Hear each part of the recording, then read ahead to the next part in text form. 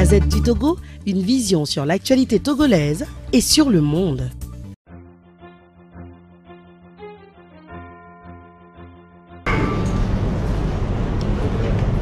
Une question qui concerne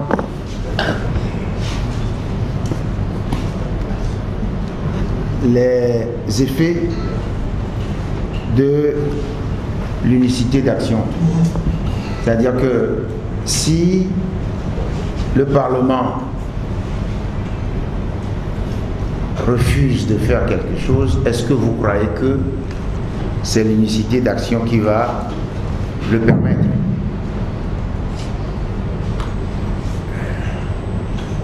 Je pense que la réponse est dans la question. Si le Parlement refuse quelque chose, c'est les représentants du peuple qui sont au Parlement. Mais il arrive que les représentants du peuple ne font pas souvent ce que veut le peuple. C'est pas à vous que je donnerai l'exemple. Vous avez vu ce qui s'est passé au Burkina, où les députés s'apprêtaient à modifier l'article 37 de la Constitution pour permettre à Blaise Compaoré de faire un nouveau mandat. Mais les mandants, ceux qui ont envoyé les représentants du peuple au Parlement, se sont dit non. Et ils ont empêché leurs mandataires de faire autre chose que ce qu'ils veulent. Donc il revient à la population, il revient d'abord à nous, partis politiques, de mobiliser les populations pour qu'elles s'approprient sa souveraineté. Les populations pour qu'elles s'approprient leur souveraineté. Et nous sommes là pour mobiliser les populations pour que elles mettent la pression sur l'Assemblée nationale pour qu'elle fasse les réformes conformément à l'accord que nous avons tous signé. Donc pour nous c'est clair. L'unicité d'action, vous savez, on n'a pas fait un document pour dire des choses sur lesquelles les uns sont d'accord, les autres ne sont pas d'accord. C'est un document qui synthétise les objectifs sur lesquels nous sommes tous d'accord. Donc là-dessus, je ne vois pas où il y aura un problème. Ok, il y avait une autre question. Comment ça se fait qu'on rejette, vous adoptez facilement certains projets de loi? Mais oui, il y a des projets, on n'est pas à l'Assemblée nationale pour rejeter ou pour ne pas rejeter. S'il y a des projets de loi qui vont dans le sens de l'intérêt des populations, on les examine et on les adopte. Mais si le régime ne veut pas faire les réformes, parce que les conséquences des réformes, vous les connaissez, si on fait les réformes, ça va permettre la transparence des élections, l'équité des élections, la sécurité des élections, parce que ce qu'on appelle en Europe des élections libres et honnêtes. Et c'est pour ça que le régime s'obstine à empêcher la mise en œuvre ou à refuser ces réformes. Donc, c'est toujours la même problématique. Il faut que nous puissions nous organiser pour mettre la pression nécessaire pour obtenir ces réformes.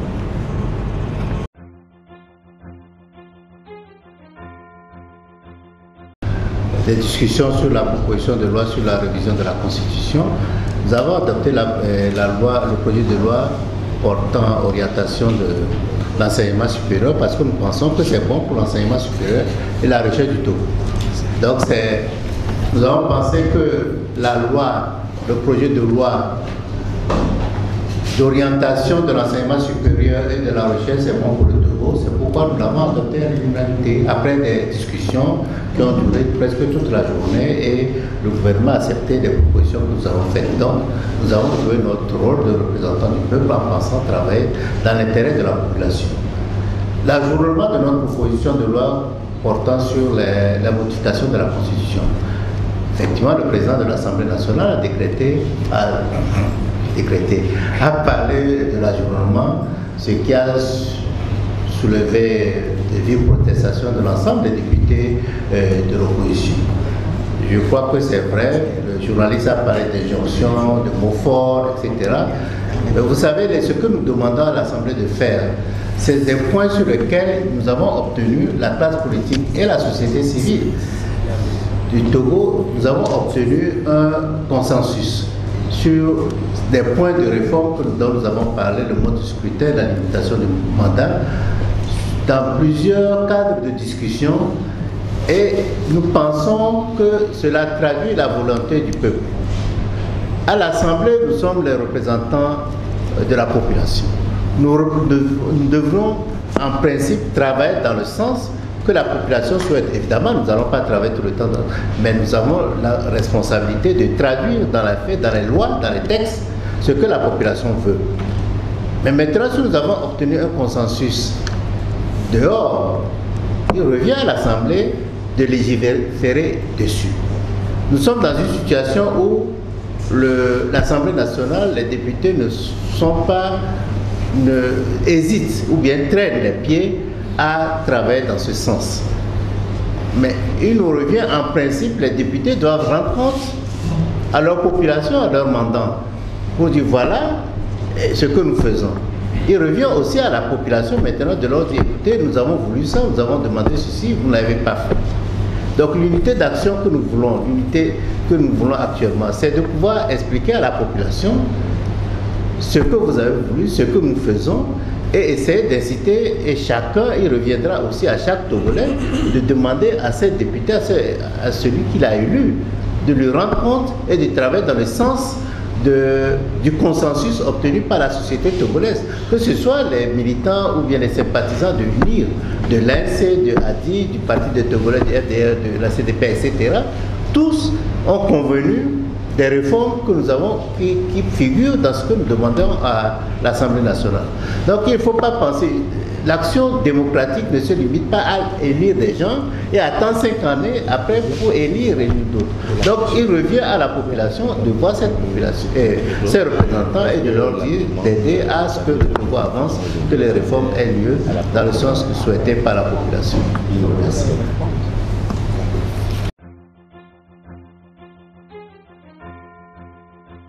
Notre réponse est celle qui concerne la sincérité de la démarche que nous sommes en train de mener ce matin devant vous.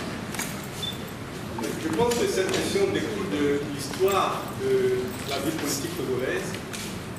Et à un moment donné, vous l'avez remarqué, après l'élection présidentielle de 2015, les partis politiques de l'opposition sont entrés dans une réflexion profonde.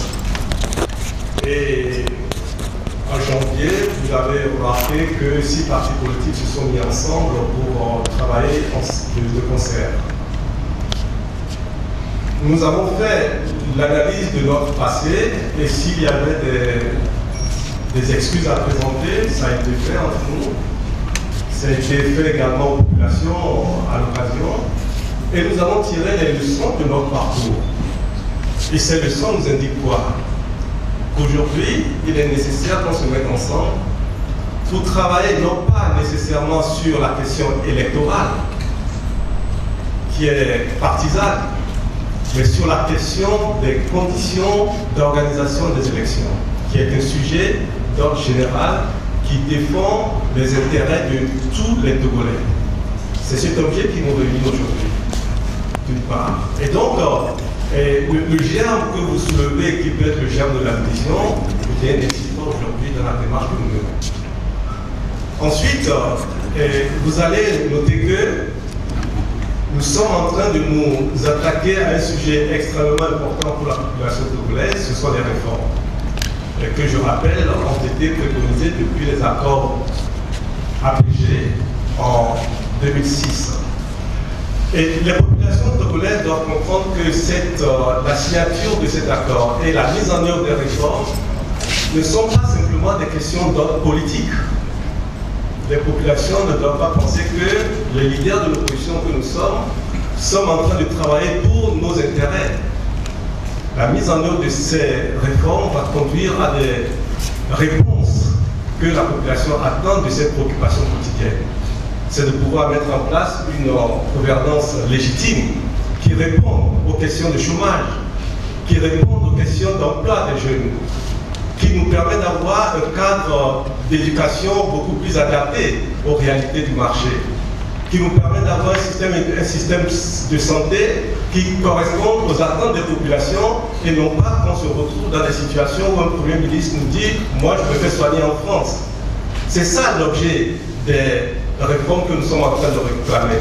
Et donc, conscients que nous sommes tous de cette nécessité de les mettre en œuvre, nous avons compris qu'il était bon que les énergies soient mises ensemble et que la mutualisation des ressources nous permette d'envoyer un signal cohérent dans la démarche, un signal de continuité dans la cohérence à destination de populations pour qu'ensemble, nous pouvons dire à ce régime que la manière dont il fonctionne, en faisant fi, quelqu'un disait tout à l'heure, un journaliste disait, est-ce que, et je reprends ces mots, on ne se fout pas de nous? Non, on ne se fout pas des leaders de l'opposition, mais ce régime ne se préoccupe pas des situations du peuple togolais. Et c'est ça, et uniquement ça, qui nous met ensemble aujourd'hui. Et moi, Nathaniel Olimso, je suis foncièrement convaincu que ce qui anime chacun d'entre nous aujourd'hui est de voir ces accords devenus une réalité à travers un vote à l'Assemblée nationale. Et nous espérons que pour une sortie pacifique de cette crise qui dure depuis trop longtemps, nous espérons que, au moins une fois, ce régime va entendre raison et faire les choses comme il se doit dans les normes internationales. Voilà.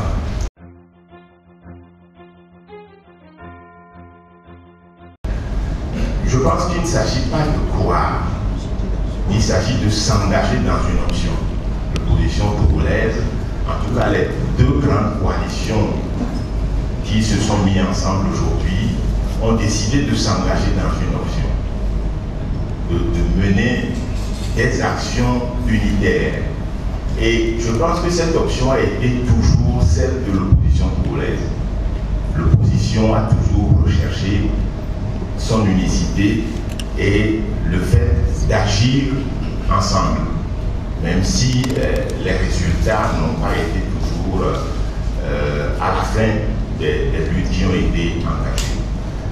Et cette unicité d'action répond à une demande populaire. Les populations togolaises ont toujours demandé aux partis de l'opposition de se mettre ensemble. Ça n'est pas un choix des partis de l'opposition eux-mêmes, c'est une demande de la population qui a toujours voulu que les partis de l'opposition se mettent ensemble. Aujourd'hui, ce qui est original dans la démarche que les deux coalitions sont en train de mener, c'est le fait que nous sommes ensemble pour agir sur des thématiques. Nous voulions travailler sur les réformes et la décentralisation. Et ce qui est aussi iconoclaste, c'est le fait qu'il n'y a pas parmi nous autour de la table les organisations de la société civile. Ce sont les partis politiques qui ont décidé d'agir sur des thématiques politiques. Éventuellement, il pourrait y avoir des croisements avec les organisations de la société civile. La deuxième chose, c'est de dire que les thématiques sur lesquelles nous voulions travailler, à savoir les réformes et la décentralisation, il est évident pour tout le monde que le régime en place refuse de mettre en œuvre ces réformes-là. La décentralisation elle-même en est une. Le régime refuse de mettre en œuvre la décentralisation et de réaliser les réformes. Que faut-il faire? Nous savons tous, et ça, les partis de l'opposition le chantent tous les jours, la politique est aussi une question de rapport de force. Et comment mettre en œuvre les rapports de force? Ce n'est que dans le rassemblement que les partis arrivent à mettre en œuvre les rapports de force. Ça, on l'a vu à travers les âges, à travers la lutte politique qui est menée partout, sous tous les cieux.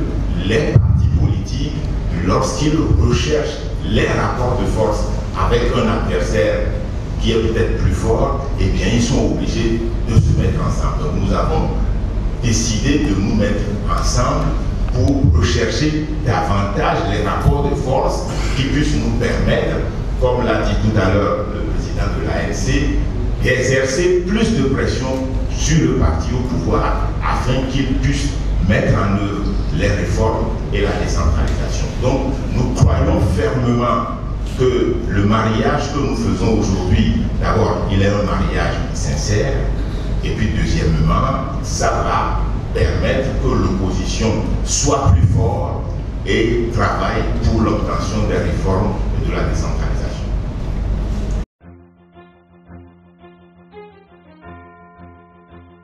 Les trois premières questions, on les semblait avoir du doute sur ce que nous sommes en train de faire. Mais en réalité, ce que je voudrais dire, c'est que je prends l'exemple d'un paysan qui fait son champ. La sécheresse vient, le champ n'a pas produit. Mais il sait qu'il a besoin de ce champ, de faire la culture pour pouvoir survivre, se nourrir. Alors c'est parce qu'il va dire que oui, mais le champ n'a pas produit la saison qui vient de passer, donc je ne cultive plus. Il va aller cultiver. Quelle que soit l'aridité du moment, il va aller essayer.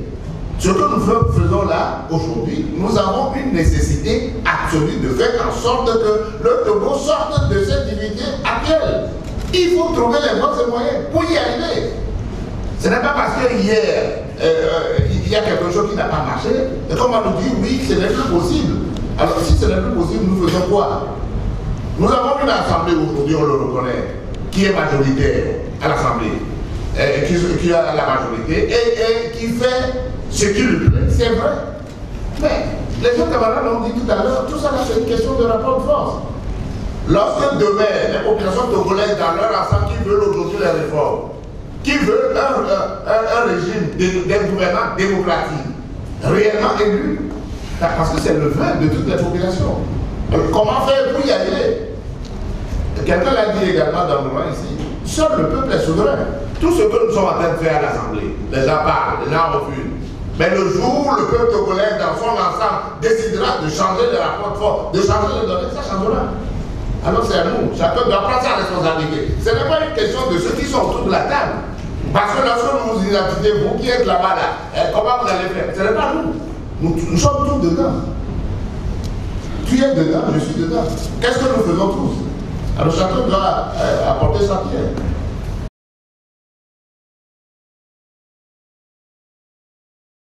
Tous les journalistes et pour l'effort qui est fait dans la construction d'un état de droit. Et je m'acquitte de ce devoir, surtout parce que je voudrais aussi leur demander un service. C'est que les journalistes doivent nous aider à planter les décors et à clarifier le débat.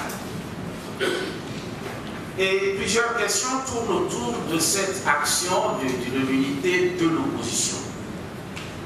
Il est concevable, et je crois d'ailleurs que c'est ça qui paraît plus normal, que les partis puissent s'entendre pour lutter, pour obtenir des conditions pour l'organisation des élections transparentes, pour obtenir des réformes.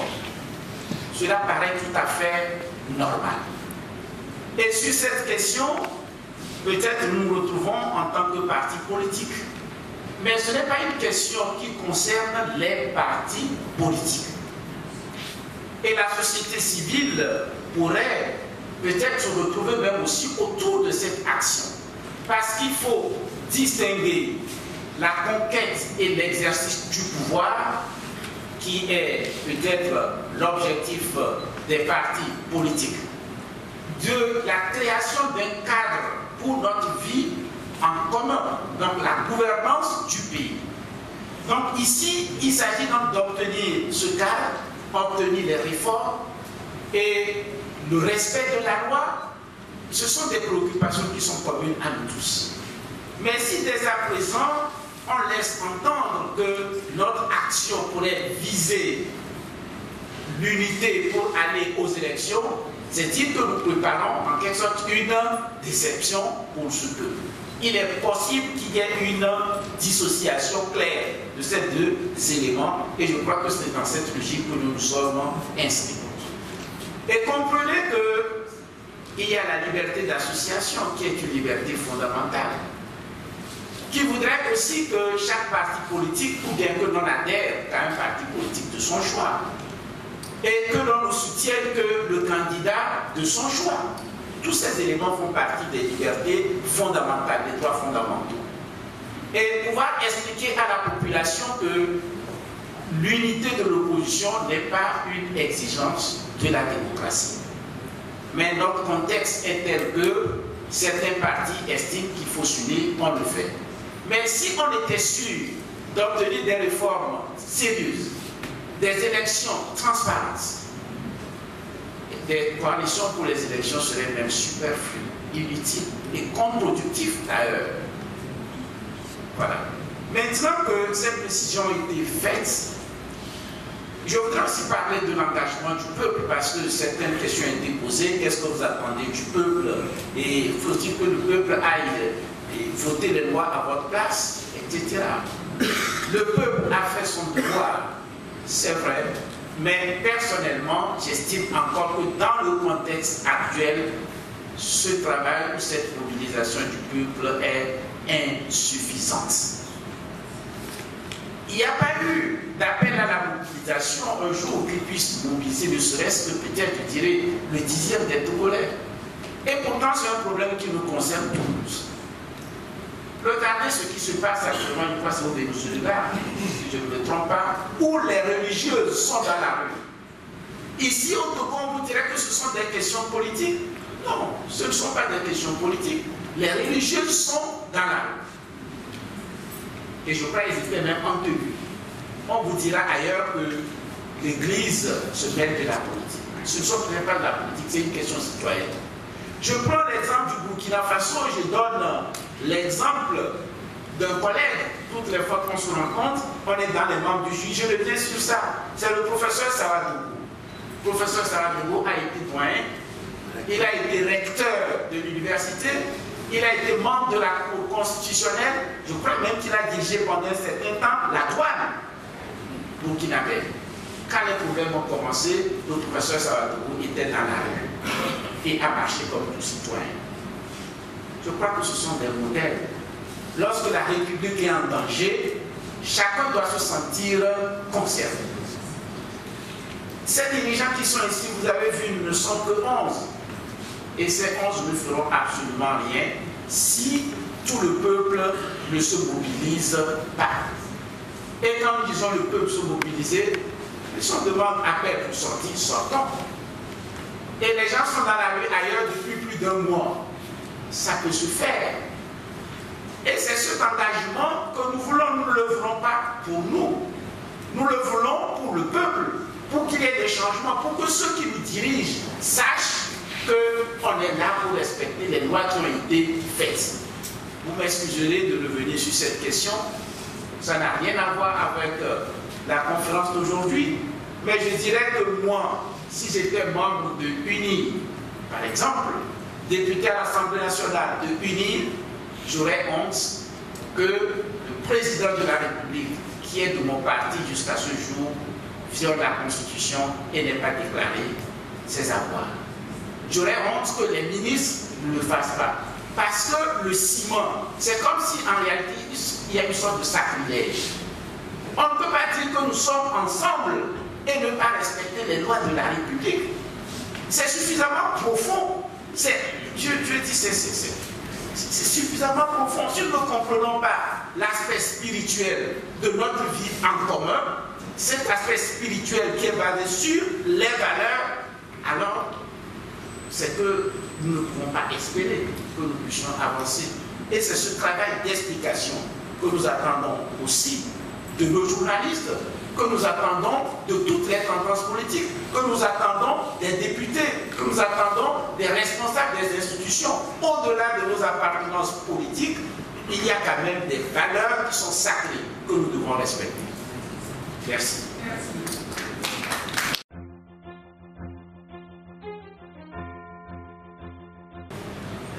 Tous qui êtes venus et rappeler juste pour conclure, je pense que après on aussi va s'exprimer. un certain nombre de choses que nous sommes dites aujourd'hui. C'est une bonne nouvelle. Une bonne nouvelle pour les Togolais. Cette conférence de presse est le message que nous apportons aujourd'hui. Et qui est le suivant. 11 partis politiques se sont mis ensemble et à partir d'aujourd'hui veulent travailler pour obtenir les réformes et faire en sorte que la décentralisation soit une réalité dans notre pays. Mais pour le faire, puisque cette bonne nouvelle-là que nous vous demandons d'annoncer est là, eh bien, nous attendons du peuple qui doit être concerné et qui est concerné par ce combat de se mobiliser, lui aussi, de prendre conscience de ce que, au fond, c'est lui qui a le dernier mot.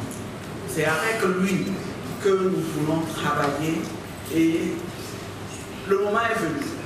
Le moment est venu pour que, répondant au signal que nous sommes en train de donner ce matin, le peuple aussi se lève comme un seul homme pour que nous travaillions ensemble. Ensuite, vous avez compris que pour nous, les réformes ne doivent avoir lieu que dans le cadre de l'APG. L'APG qui recommande le dialogue, qui recommande le consensus. Et l'approche précise que nous proposons ce matin dans notre liminaire est tirée de l'APG. Nous estimons qu'il y a eu consensus sur un certain nombre de points de réforme. Nous voulons obtenir que ce consensus soit entériné par une loi votée par l'Assemblée nationale. Ensuite, qu'il y ait une ouverture de discussion pour des discussions qui doivent concerner un certain nombre de points de réforme sur lesquels il n'y a pas encore consensus. Et ces points doivent concerner également les questions électorales, les réformes électorales. Nous devons les faire nécessairement parce que nous avons devant nous des échéances électorales. Et enfin, troisième étape, eh bien, nous reconnaissons que le pays a besoin globalement de réformes qui pourraient concerner des questions autres que celles dont on avait parlé dans la PG. Donc, qu'il y ait des discussions sur ces points-là pour qu'on puisse procéder à ces réformes. Nous sommes convaincus que si chacun fait son devoir, tout est possible. Nous arriverons à atteindre nos objectifs. Et merci donc de relayer ce message que nous voulons adresser au peuple, mais en même temps au pouvoir. Nous estimons que ce pouvoir-là ne peut pas continuer à aller à l'encontre de ce que fait le peuple. Nous espérons que les hommes et les femmes qui animent le pouvoir auront suivi cette conférence de presse de ce matin et qu'ils vont décoder qu'il s'agit de quelque chose de sérieux et de fort qui vient de démarrer. Fort, F-O-R-T, qui vient de démarrer. Et que le chef de l'État, Paul Nassimé, doit prendre ses responsabilités et permettre à ce pays d'aller de l'avant. Merci beaucoup. La Gazette du Togo, une vision sur l'actualité togolaise et sur le monde. Rejoignez-nous sur le www.lagazettedutogo.com ou sur nos comptes Facebook, Twitter et YouTube. Pour tout contact, écrivez à contact@lagazettedutogo.com ou appelez le 92 80 88 53. La Gazette du Togo, c'est l'information en continu.